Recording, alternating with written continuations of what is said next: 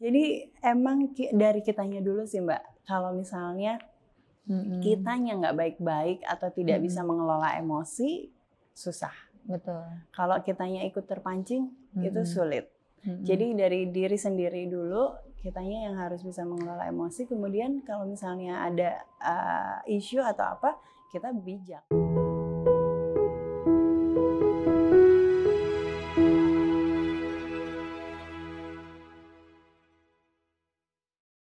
Halo, Assalamualaikum warahmatullahi wabarakatuh. Senang sekali saya Intan Alita bisa menyapa teman-teman semuanya di Titik Putih. Nah, kali ini kita kehadiran seorang wanita yang sangat luar biasa. Seorang ibu dari 2 orang anak yang senang bekerja, senang belajar, terus punya kemauan kuat yang membuat dia akhirnya membuat sebuah komunitas. Padahal dulunya nih beliau ini pengalaman kerja juga nggak main-main loh, sebagai seseorang yang mempunyai ketertarikan di bidang hospitality industry, khususnya di bidang hotel dan juga airlines, dan juga pernah bekerja di beberapa perusahaan. Namun akhirnya beliau memilih untuk terjun dan membuat sebuah komunitas, yaitu Moma Kece Community. Katanya nih komunitas ini buat ibu-ibu milenial. Aku masuk nggak? Ya udah, kita bahas aja langsung dengan Mbak Dita Suryo. Apa kabar Mbak? Halo, baik. Sehat ya? Sehat, alhamdulillah. Oke. Mbak Dita, nah ini menarik nih. Mbak Dita ibu dari 2 orang anak. Dulunya pasti karir woman ya? Iya, lumayan karirnya agak panjang sebetulnya. Hampir 22 tahun ya berarti. Wow. Sejak lulus. 22 tahun ya. Background pendidikan apa Mbak? Aku dari pariwisata, hospitality. Jadi emang dulu sekolahnya tuh di SMK pariwisata 57. Nah dulu terkenal banget di zamannya. Ada masa Iya. itu. Lalu melanjutkan D3 pariwisata, lalu S1 ambil public relation, dan S2-nya ngambil ilmu komunikasi, master. Oke. Mbak Dita berarti emang dari dulu tuh suka dengan dunia yang hospitality ya? Iya. Karena pariwisata kan pasti kayak begitu ya, mostly ya. Bener. Nah kemudian bekerja 22 tahun, bukan waktu yang sebentar dong ya Mbak ya. Sesuai dengan background pendidikan lagi. Iya. Itu dream semua orang loh Mbak. Di saat sekarang kan banyak yang sekolahnya apa, kuliahnya apa, kerjanya di mana. Iya, bener, kalau Mbak Dita pas banget tuh, on the track. Iya. Tapi apa sih yang membuat Mbak Dita akhirnya memilih untuk, sekarang masih bekerja nggak? Masih sebagai dosen. Oh itu kan, jadi dosen lagi sekarang kan. Dosen apa? Komunikasi. Komunikasi. Nah yang membuat seorang Mbak Dita nih, dari seorang wanita karir 22 tahun, dan tentunya pasti kan karir itu dibangun nggak mudah ya? Iya, nah, tentunya. Apa yang membuat Mbak Dita akhirnya, oke, saya harus berhenti dan berjalan dengan profesi yang sekarang, itu apa? Sebenarnya karena ini sih, karena anak-anak. Balik lagi ya, emang ibu ya, naluri ibu itu. Ngomongnya nggak usah dibohongin ya. Benar. Jadi saat pandemi itu ya mulailah muncul kayak lost learning, terus anak-anak jadi kayak nggak kepegang karena kan nggak ada ART lah ya, asisten gitu. Jadi mau nggak mau kita terjun langsung, dan nggak mungkin di saat itu saya mengerjakan 3 sekaligus kan pekerjaan, kayak di corporate. Kebetulan saya di corporate waktu itu. Oke. Jadi 9 to 5 ya. Iya. Kerjanya full. Terus saya harus ngajarin anak-anak juga, terus ngurus komunitas juga, jadi kayak burn out gitu kan. Ya udah, akhirnya saya memutuskan 2022 saya baru resign. Nyaris 10 tahun di corporate itu. yang impian semua orang katanya di corporate itu, makanya multinasional kebetulan. Jadi ya udahlah gitu. Akhirnya harus melepaskan. Ngurus anak-anak adalah ya udah bahagianya kita kali gitu, sebagai ibu. Bahagia yang tidak ternilai. Iya betul. Tapi kan sebelum nyampe ke hal itu gitu ya, ada nggak sih perdebatan dalam ya diri Mbak Dita, mungkin dari keluarga gitu, terutama pasangan, maksudnya meninggalkan sebuah karir itu kan nggak mudah ya gitu ya. Itu gimana sih. Mbak? Banget sih itu. Guncangan di dalam itu banyak juga ya, selain dari orang lain, tapi di diri sendiri pun juga, aduh gimana ya, pokoknya kayak kita lost mind juga ya, maksudnya pasti langsung aduh gimana ya, ngapain ya, apalah gitu, burn out deh benar-benar. Sampai hampir 3 bulanan tuh saya kena ini, lambung. Oh ya, biasa kalau udah psikis Yes. emang lambung langsung naik tuh biasanya asam lambung naik, ya. Iya, 3 bulanan itu langsung kayaknya stres itu ya udah terus jadi terapi 3 bulan. Oh, akhirnya ya. Akhirnya. Oke, sampai akhirnya resign nih. Resign akhirnya ya udah deh nggak bisa nih kalau kayak gini kayaknya udah full gitu kan. Otaknya jadi kebagi-bagi. Udah gitu si anak-anak sempet ini kan kena si 19. Apa tuh? COVID. Jadinya ya udah. Jadi anak-anak aja, sayanya enggak justru. Makanya bapaknya enggak juga. Jadi benar-benar anak aja yang benar anak-anak. Jadi setiap PCR negatifnya anak-anak doang. Aneh ya. Anak ya yang ini ya. Nah, itu titik balik nggak sih akhirnya Mbak ngerasa bahwa oke ini saatnya saya harus full time mother nih? Iya, itu sih. Jadi balik lagi ketika saya memutuskan resign dengan itu perjalanan juga pertimbangannya juga setahunan deh kayak nggak salah tuh. Setahun setengah hampir selama pandemi lah hampir. Jadi akhirnya memutuskan ya udah deh ini nggak bisa nih, give up deh. Menyerah gitu ya. Menyerah. Oke. Gitu. Jadi ya udahlah balik lagi ke anak. Ya alhamdulillah puji Tuhannya ya. Itu dari D3 itu membutuhkan dosen gitu kan. Saat itu saya dosen praktisi jadinya. Akhirnya saya tadinya kelas karyawan sampai di hire untuk reguler. Akhirnya fleksibel. Iya. Dan waktunya lebih fleksibel ya. Lebih fleksibel. Mbak. Gitu. Akhirnya ketika Mbak resign terus Mbak akhirnya beralih menjadi seorang dosen. Awalnya dosen praktisi menjadi dosen yang reguler, ya kan. Tentu kan itu sebuah hal yang patut disyukuri ya. Artinya di antara orang resign gak punya pekerjaan lagi, Mbak punya pekerjaan yang jauh lebih fleksibel dan akhirnya karir juga berjalan. Kemudian dengan anak-anak dekat ya. Tapi Mbak masih terpikir membuat community, MoMA Kece Community. Ini apa? Apakah harus orang-orang yang kece? Nah, kece itu bukan kece. Look like, bukan? Jadi kece itu memang ada singkatannya, Mbak. Ada singkatannya. Jadi K-nya itu kreatif, edukatif, cerdas, dan empatik. Oh, berarti kita bisa masuk ya perempuan kece. Soalnya kalau dari segi muka itu susah, takutnya skalanya kayak. Ya, betul. Kriteria muka enggak. Muka kan standarnya beda-beda ya. Iya. Jadi kece tadi kreatif, edukatif, cerdas dan empati. Jadi empat itu. Kenapa Mbak terpikirkan untuk membuat community ini? Dan kalau tadi saya nggak salah, saya dapat bisikan-bisikan ini buat mama-mama milenial. Iya, kebanyakan memang mayoritas itu milenial dan zilenial. Zilenial udah mulai masuk nih ya? Iya, udah mulai masuk. Jadi range 25 sampai 35 ya itu mulai masuk di dunia Mama Kece ini. Awal mulanya kenapa? Ada keresahan kah atau ada apa gitu? Nah, itu unik juga sih sebenarnya. 2013 itu sebenarnya resah karena kurang edukasi kayaknya di zaman itu. Di zaman saya ya mungkin. Karena kayak misalnya bagaimana cara ibu muda merawat bayi itu sampai baby blues. Nah, kalau sekarang kan baru tren baby blues gitu kan yang 2017 kalau nggak salah atau 18 itu baru trennya. Sedangkan 2013 itu kita nyari tuh susah, masih BBM. Iya. Jangan BBM. Aduh Mbak, jadi umur ketahuan Mbak. Tuh kan. Anak-anak sekarang bilang gini, apa bahan bakar minyak? Oh iya.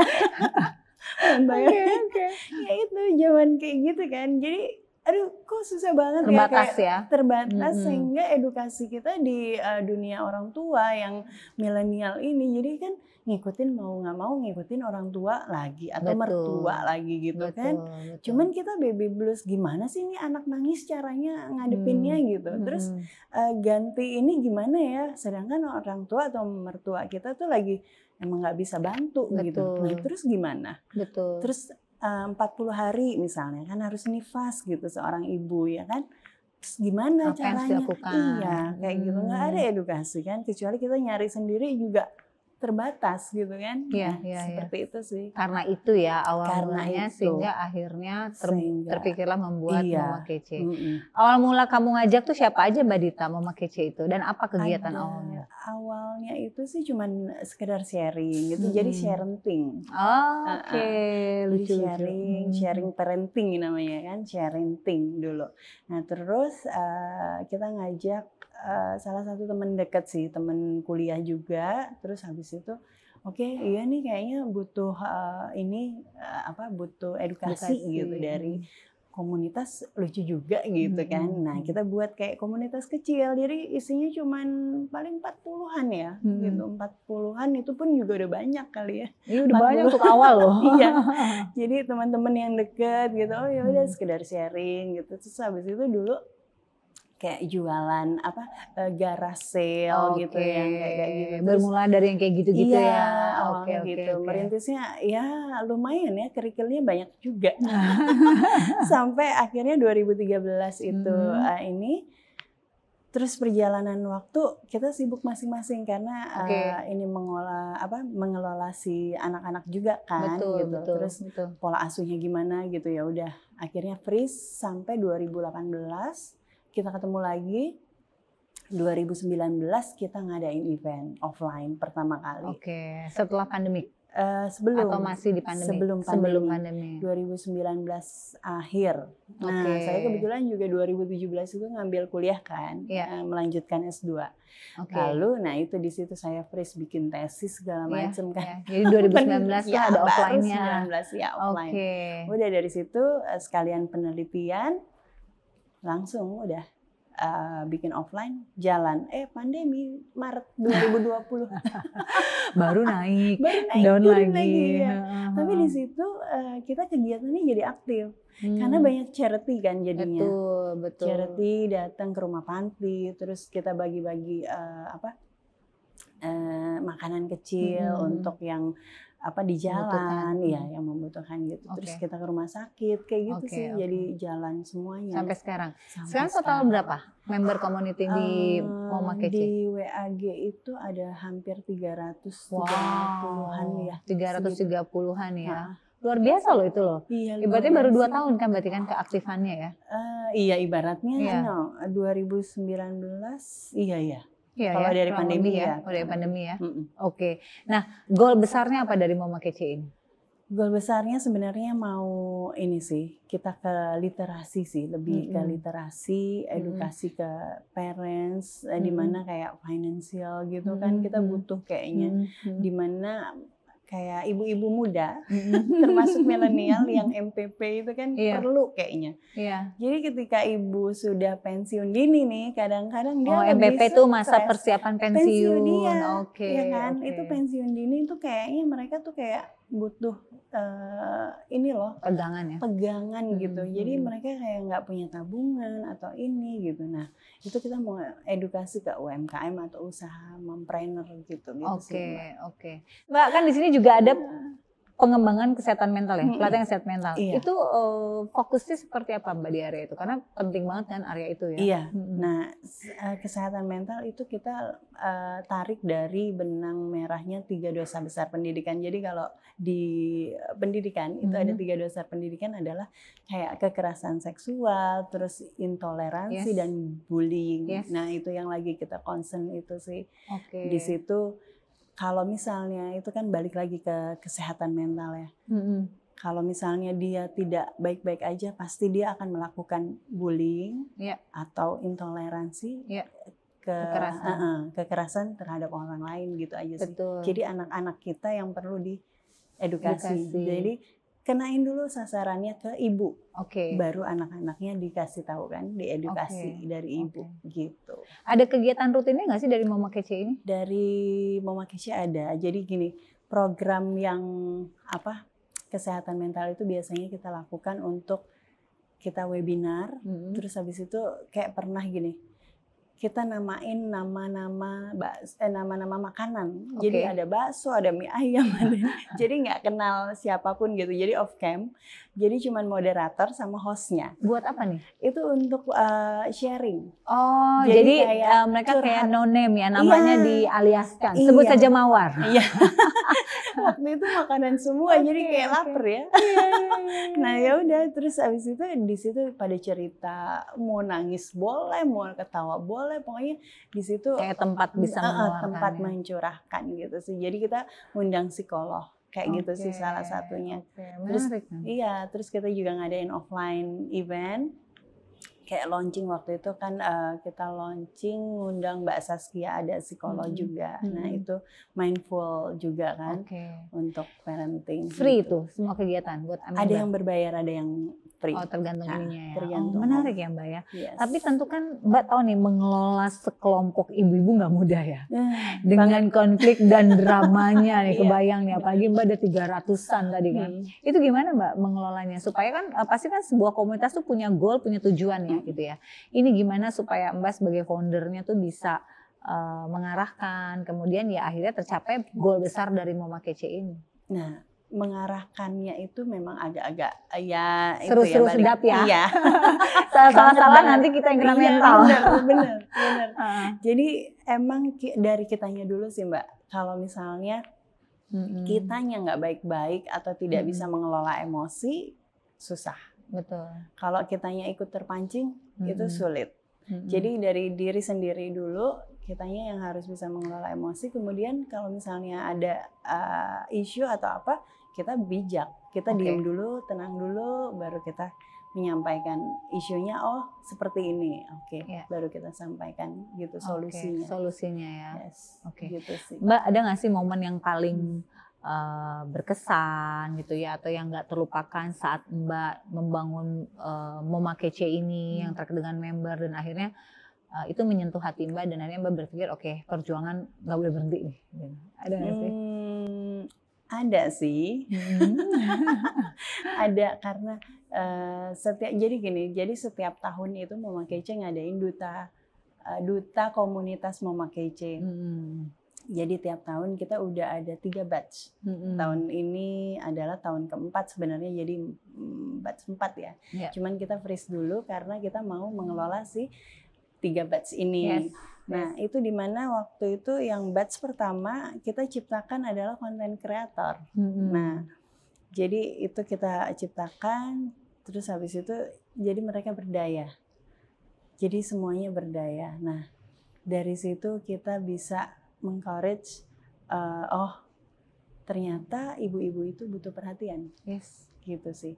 Mereka cuma butuh dirangkul kok, gitu. Nah, jadi kita approaching, kita coaching, kita kasih masukan apa yang menjadi solusi gitu buat mereka sih.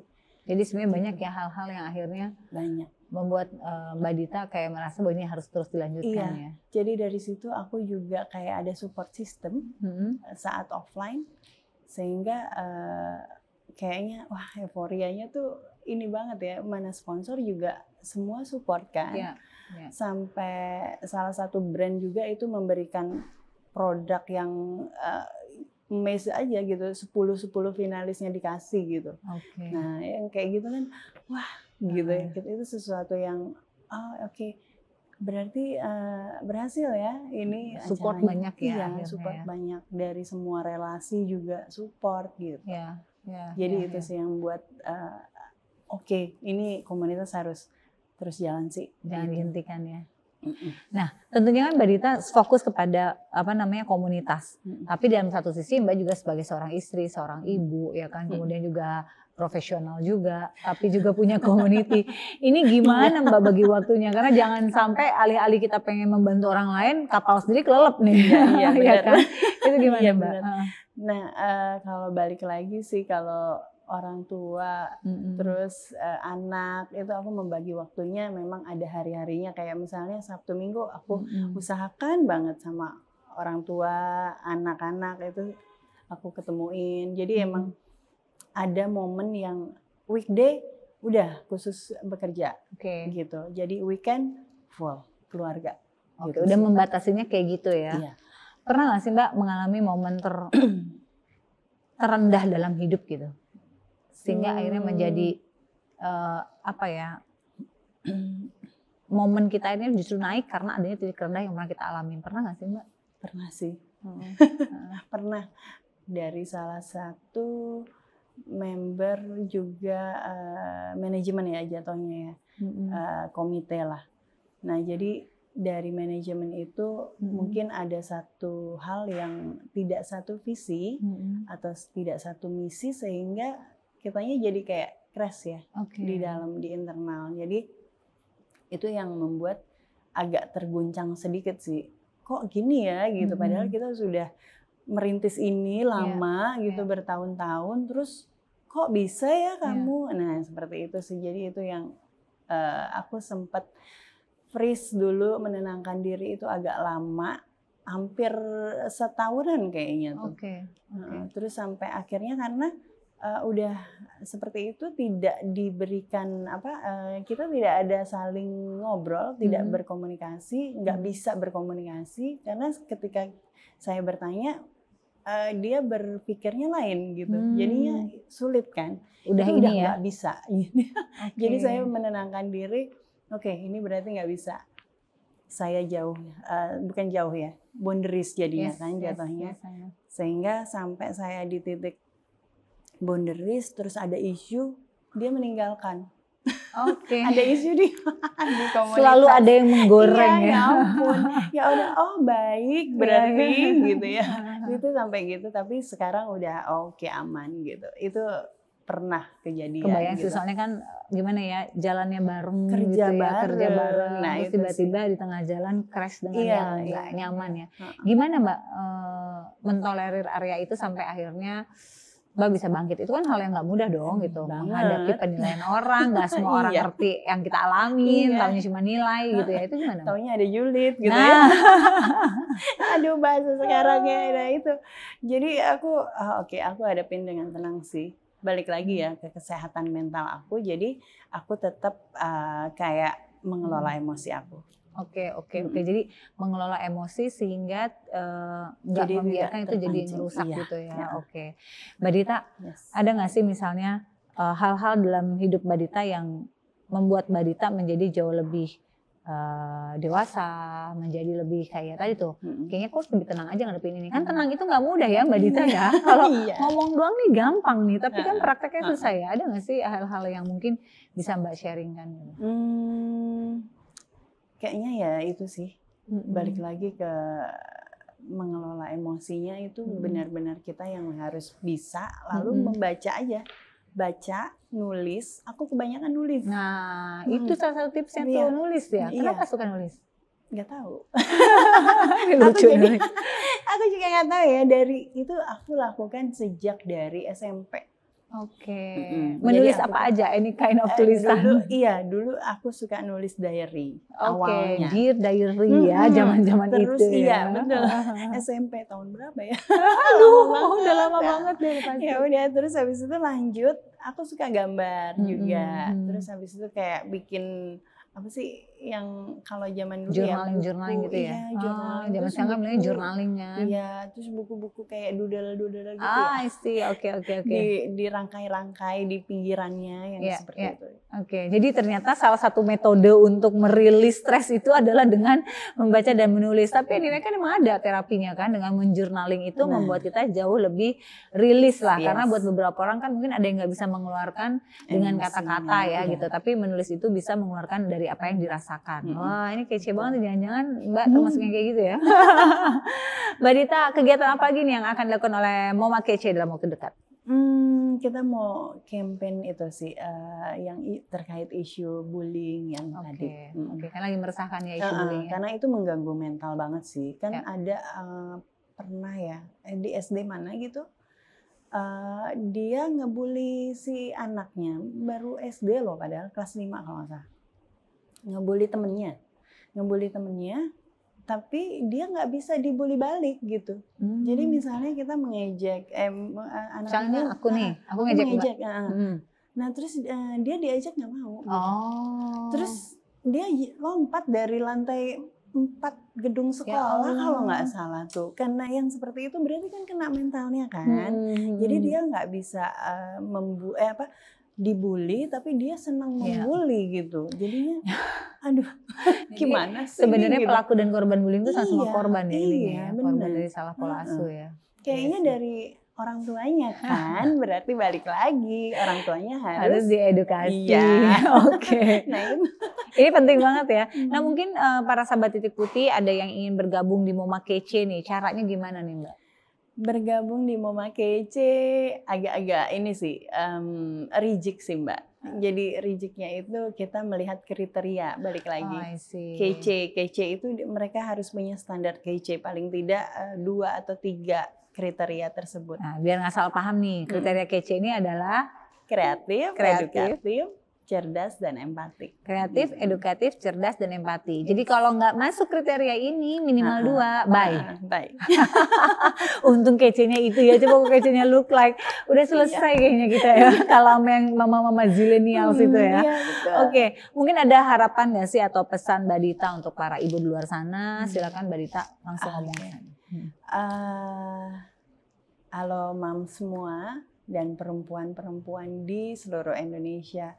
Mungkin mengelola emosi itu agak sulit ya, tapi kita bisa lakukan perlahan dan bisa merilis itu dengan buat journaling atau menulis atau menggambar atau me time yang kita sukai. Jadi kelola emosi dulu sebelum kita mengelola emosi orang lain. Ya, itu aja pesannya. Oke, terima kasih, keren banget tuh. Kelola emosi diri kita dulu sendiri nih sebelum kita mengelola emosi orang lain, itu setuju Mbak. Karena jangan sampai istilahnya kita ngerakit, ngebenerin kapalnya orang lain, kapal kita sendiri dalam keadaan bocor-bocor dan mau karam. Bahaya banget ya. Tenggelam ya. Oke, terakhir sebelum kita pamitan, ada nggak sih harapan besar untuk komunitas Mom Kece ini ke depannya Mbak? Harapan besarnya sih semoga Moma Kece juga bisa berlayar seperti aku berlayar gitu sih. Karena pesawat itu kan mesti ada PIC-nya ya. Yes. Itulah. Jadi aku pengen sama-sama berjuang, berlayar untuk Indonesia maju. Waduh, harapannya besar ya. Semoga ini bisa tercapai ya Mbak Dita. Terima kasih udah sharing di sini. Semoga Mbak Dita dan komunitas Moma Kece community-nya bisa juga berkembang. Dan tadi seperti tadi Mbak Dita bilang bahwa harapannya semoga ini juga bisa memberikan support untuk Indonesia maju dan berkembang. Oke, thank you banyak Mbak Dita, makasih. Nah, ini satu hal yang perlu dicermati buat para sahabat Titik Putih. Ternyata tadi yang Mbak Dita katakan, sebelum kita mengelola emosi orang lain, pastikan kita tuh mengelola emosi diri kita sendiri. Dan yang paling penting ya, kalau kita bicara kesehatan mental itu nggak mudah dan nggak gampang, apalagi kalau kita merasa di kondisi titik terendah.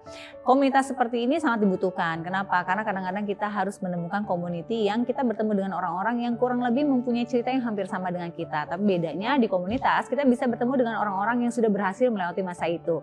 Sehingga kita nggak merasa yang paling sengsara di dunia sendirian, itu loh ya. Yang bahaya adalah ketika kita merasa kitalah yang paling sengsara di dunia, kita nggak mau cerita, kita jauh dari Sang Pencipta, sehingga membuat kita banyak memikirkan hal-hal yang aneh. Jadi intinya adalah sayangi diri kalian, jaga kesehatan mental kalian, dan kalau bisa bergabung dengan komunitas yang memang mempunyai ranah di area kepekaan terhadap kesehatan mental. Oke, terima kasih banyak Mbak Dita atas waktunya. Insya Allah kita ketemu lagi ya Mbak ya. Salam buat teman-teman Moma Kece Community ya. Oke, teman-teman sahabat Titik Putih, kita ketemu lagi nanti ya, tentunya dengan tokoh-tokoh orang-orang inspiratif lainnya yang insya Allah bisa memberikan banyak pembelajarannya buat kehidupan kita. Sampai jumpa.